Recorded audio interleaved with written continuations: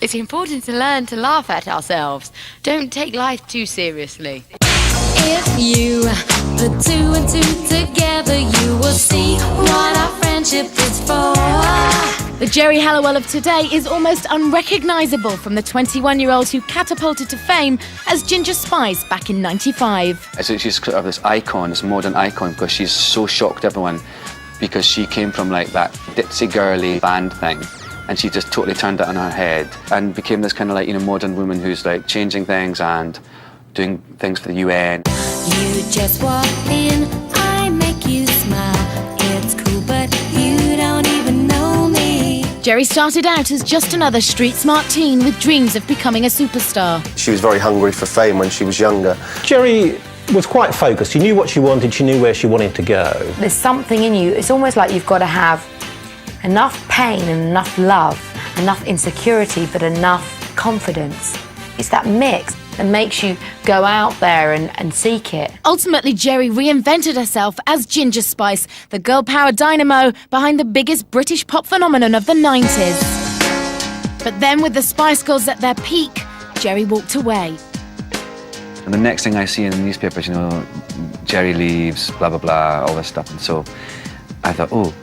You know, I lived and breathed every moment of being in the Spice Girls, I really did. And so then suddenly, you know, I was out on my own and I had to rebuild my life. Geri's story begins in Watford, where in 1972 she was born the youngest of 3 children. My family were very, very poor and I really felt it. But the funny thing was, I decided I wanted to go to this kind of an all-girls posh school up the road. I was 11 and I thought, I want, you know, to get out of my surroundings and, you know, and get better. Geri's father was disabled and unable to work. Her Spanish mother supplemented the government's benefit by working as a maid. When Geri was just 9, her parents divorced and tough times helped to make her a dreamer. So I used to like tell awful lies to my friends to try and make myself feel more interesting. Like I used to say I was born on a plane. I'd say I had sheep in my back garden. But really, the reality was the wallpaper was falling down and we had no money. But in a way, that made me go towards television and movies and music because it was my escapism. That's what made me today, I think. Growing up, young Geri always had a kindred spirit in her father. Although he couldn't provide for his family financially, he did manage to fan the fires of her showbiz dreams. Yeah, my father took me to a talent agency when I was about 6 years old. And I got home all really excited. And my mother, she says, I don't want you to be the next Judy Garland. You're going to, you know, and end up killing yourself. You're not allowed to do anything till you're 16. So by the time I was 16 years old, I was gagging to get out the door and do something about it. The problem was I didn't know how. The only thing I had was my radio and watching movies, that's it, and my own imagination. Geri's burning desire to become famous drove her to drop out of school. Because I just couldn't wait to get out to that big wide world. I felt that, you know, I was being held back. It was suppressing. Geri moved to London's Soho. If she was going to realise her dreams, she needed to be right in the heart of things. I think when you're a teenager, you're so much more fearless. And from the age of 16, I've moved every 6 months. I have lived in bed sits and squats. I've been homeless, I've slept. I was like the Artful Dodger. I wanted to make it. To make ends meet, Geri worked a series of dead-end jobs. I worked in a chip shop, I worked in clothes shops, I worked on a market stall, I had a paper round, I had a bar job, I taught aerobics, I ran a gym, I was a glamour model, that's a topless model, just like for bums and tums, nothing too sordid. Geri was a good model. I mean, Geri had a sort of natural ability in front of the camera. It was that strength of personality that came across, I think, you know. Glamour model means that you're prepared to take your top off and maybe do a nudie shot. They like girls that are kind of, they've got shorter bodies, so you've got to be very curvy, you've got to have, you call it an arse, you know, boobs and bottom. And I was trying to get money for a demo, which would cost £300, which was a lot of money for somebody that didn't have any. As she struggled for recognition, 18-year-old Geri found herself faced with the biggest scare of her young life. One day I found a lump in my breast. It was the size of a Smartie. And I knew that I had a history in my family of breast cancer. So I went to the doctor and he was very swift about it and took it out immediately, like within 2 days. And so I just basically, luckily it was benign, I moved on and didn't really give it much thought. This time she was lucky, but the subject of breast cancer would be the catalyst for a major change later in her career. In 1993, Geri got her big break as a host on a Turkish game show. And I had to stand on door number 1 or 2 and go, love that fridge. Love it like you've never loved it before. The game show provided Geri with the exposure she desperately needed. And soon she was providing exposure of her own kind. And I met a girl who told me about how you could earn £200 an hour, you know, if you took your top off. It turned out that she'd been a dancer in quite a raunchy nightclub in Spain. And you don't have to be tall, and the money's great and regular, and it's fantastic. So I thought, oh, I'll do that. The thing is, but the novelty wore off very quickly, and I found it a bit demoralising after a while. Geri tired of taking it off, and before long, it would be her career that would be taking off. For 5 years, she worked a wide variety of jobs in and around Soho in a quest to become a star. But the sudden loss of her father in 1994 threatened to derail Geri's dreams of fame. When my father died, I was absolutely gutted. I was distraught. You know, I was just got into continual state of depression and over-analysing everything. And I starting just getting anorexia as, you know, just did not want to live in, the real life. I really didn't. I didn't want to interact with anybody. Geri lost her boundless drive for success just at the time when maybe she needed it most. It took me about 6 months slowly just, coming out of it. I nearly didn't go to the Spice Girls audition. Nearly didn't go, which was quite mad. After months of grieving, Geri rose out of her depression and continued her search for her big break. In 1994, she knocked on the door that would take the ambitious girl from Watford, where she'd always dreamed of being, the world stage. Basically, they put an advert in the stage newspaper and to manufacture a band. It's a bit of a funny old story, the beginnings of the Spice Girls, because although there was an audition, it wasn't actually an audition for the Spice Girls, it was an audition for a girl band. I went to it and there was 12 of us, and we got put into 2 groups, and I knew I was put in the reject group, I could tell. The producers soon realised that Geri had talent and picked her first above the rest of the hopefuls. And although the group's creators had a vision, the girls had other ideas and took matters into their own hands, girl power style. And then we went on to form the Spice Girls. We started writing our own stuff. Then we went on to get a new manager, and then we signed to Virgin Records. If you wanna be my lover, you have got to give. By 1995, the combination of the Spice Girls and their new manager Simon Fuller clicked. Within 18 months, the Spice Girls had scored 6 consecutive #1s and went on to sell over 30 million copies of their debut album Spice. In fact, they even made their own movie.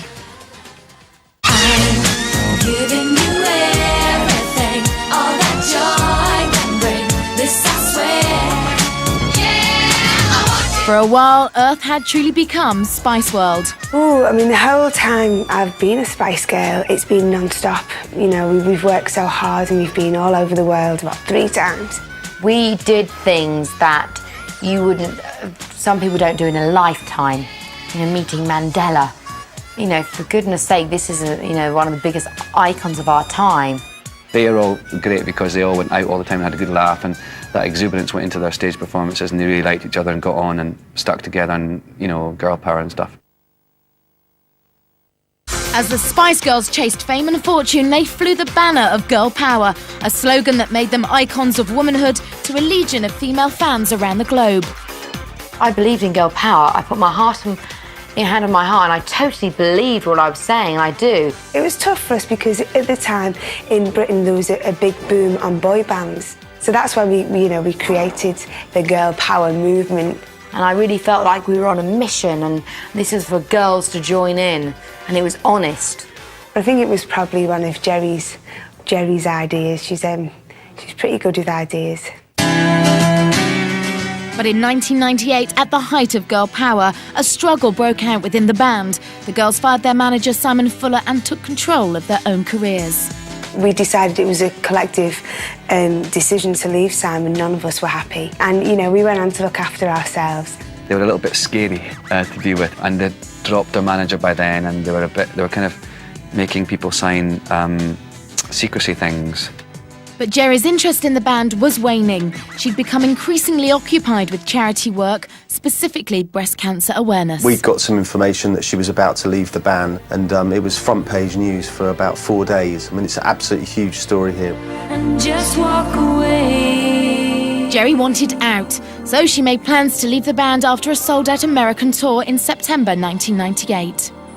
I thought that would be so dignified to end it like that, the end of the American tour. You can't get better than that. You know, you've done it. You know, we've brought it to the max. But the ongoing business of the Spice Girls kept interfering with Geri's charity work, and things finally came to a head. And the point came when I was unable to do a breast cancer interview. And I thought, you know what, I've got to do this, you know.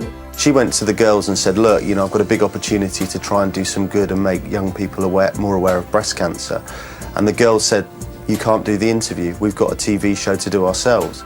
So I thought, you know, this isn't for me anymore. It really isn't. I don't have a right to get on stage if I can't, you know, speak about such an issue. So I thought I've got to leave now. You know, this can't wait for 3 months. Geri thought, you know, this was a terrible way to be treated and put her foot down and just decided to walk out because she felt it was compromising her principles. Geri decided to leave the band earlier than scheduled, right on the eve of their big American tour. Well, you know, when Geri left, it was a very crucial point of the Spice Girls' career. It's like when you leave a marriage, you can't say, oh, we got divorced because of just one particular reason. And the next thing I see in the newspapers, you know, Geri leaves, blah, blah, blah, all this stuff. And so I thought, oh. The band may have been upset over her dramatic exit, but Geri had focused on a more important mission. The defining moment of why I left when I did was because I had that breast cancer scare when I was 18. I was currently reading about a lady who had suffered with breast cancer, got misdiagnosed, and she died. If one person, you know, saw me interviewed about breast cancer awareness, then that's possible one person's life saved. When Geri left, you know, we couldn't replace her. You know, there's only one Ginger. Credit to the other girls, they wanted to continue, and they have. You know, we had to be very professional, we had to get the show together, we had to re-choreograph, re-vocal. Basically, we've just got on without her. And so then suddenly, you know, I was out on my own and I had to rebuild my life. Gotta slow it down, baby, gotta have some fun. So, in May of 1998, at the height of the Spice Girls' world domination, Geri put girl power to the ultimate test. She quit the band to pursue a new role, this time as a spokeswoman for breast cancer awareness. And she did this toast. She went, no more big hair, no more big shoes, no more big. And I thought that was great because that was like goodbye to Ginger and on to the next thing. Change, it kind of challenges who you are, whether you can deal with it. It tests, you know, how confident you feel about yourself. I think she lost a lot of confidence when she left the Spice Girls, and she had to win some confidence back. I think that was the single biggest hurdle. As her confidence grew, so did her reputation as a celebrity with a social conscience. In late 1998, the United Nations asked her to become a Goodwill Ambassador for reproductive awareness and population concern. And I was like completely astounded because I never get picked for anything. I'm one of those people in the back of the class going, me, please pick me, please. And for one time in my life, somebody goes, here. I guess the thing is that people listen to her. It's not just because she's Geri Halliwell and an international star. It's because of this quality that she has of openness, directness. She's a big personality. And it was just what I needed, and it's a lifelong project. It's basically bringing awareness that everybody around the world does not have the same rights. She's going to be a real asset to us and a real benefit, I think, to the people to whom she talks. You know, when she talks, people listen.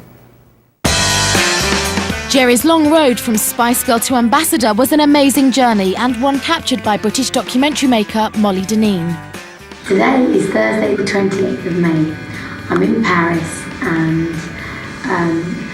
yesterday I left the Spice Girls. So I went out to meet her in Paris and I literally picked up the camera and she didn't stop talking for about 5 hours. It was just solid, solid, solid. And the irony of it all is that I would say I was the biggest wannabe. I was the biggest wannabe out of everybody. She was planning things, world-changing events that she was going to stage, books she was going to write, films she was going to make. So I'm putting together this fabulous book and it deals with self-esteem, self-worth, relationships, energy, mind, body and soul. I remember thinking this is just complete pie in the sky, and you know she's actually done most of it, which is amazing. Hey, so! Geri auctioned off her Ginger Spice wardrobe and raised over £100,000 for the Sargent Cancer Care Centre for children in London. A month later, she signed on the line with EMI Records. You know, it's really hard work, particularly when you're on your own. You know, the pressure of being a solo artist when you don't have the security of a team of people around you to bounce things off all the time. And it can be, a lonely place. For me to go into a studio, by myself was kind of very, very daunting to begin with. Geri being the first to admit that in the period leading up to making this solo album, self-doubt was an issue. And then once the success came, confidence came. And then once it started to work. Geri's Spice success carried over into her solo career with the 1999 release of Schizophonic, her debut album, which proved she had staying power. Well, we've had 3 successive #1 singles in the UK. Geri's had more #1s in the UK now than any other female artist. Look at me. You can take it all because this face is free. Now Geri finds herself poised for a future with a successful solo career already in the bag, an important role within the UN, and a renewed sense of balance in her life that she can finally call her own. I just want to be a good person. One thing's for sure, I just want to maintain the ability to laugh at myself and enjoy life. It's so short. It really is. I'm sure she'll carry on and on and on doing what she's doing. And she's great and she's good at it. She gives people pleasure, but I'm not sure how much pleasure she gives herself. I'd like to have a relationship with somebody, which I haven't got at the moment, but I'm looking. But I'm pretending not to look, but I am really. So send in your photos. She's like a wee puppy that is always, eager and searching for things and looking and eager to learn. I've suddenly realised, it's like it was like climbing my mountain, and I've realised that actually this is what I was born to do, is to entertain people. I love it. I really do. Take me back to my sweet la vida. Find my love, my dolce vita. Show me where I need to go. Donde está mi chico?